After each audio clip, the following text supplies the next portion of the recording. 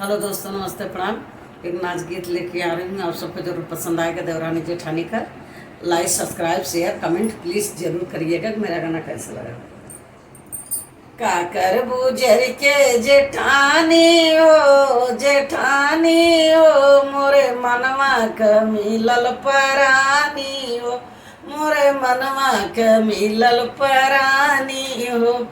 रोज सुबेरे उठी सैया झाड़ू लगावई, रोज सवेरे उठी सैया झाड़ू लगाव।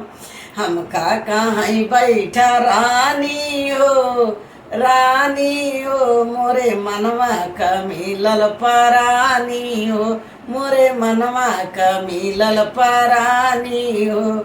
रोज सवेरे उठी सैया पोछा लगावई, रोज सवेरे उठी सैया पोछा लगावई। हम का कहीं बैठा रानी हो, रानी हो, काकर गुजर के जेठानी हो।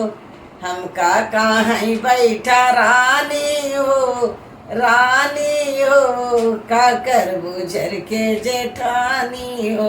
मोरे मनवा क मिलल परानी हो, मोरे मनवा क मिलल परानी हो।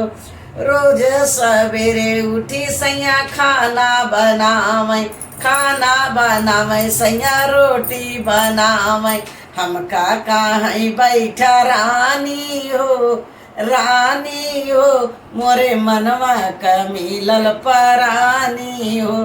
हम का कहीं बैठा रानी हो, रानी हो, मोरे मनवा क मिलल परानी हो।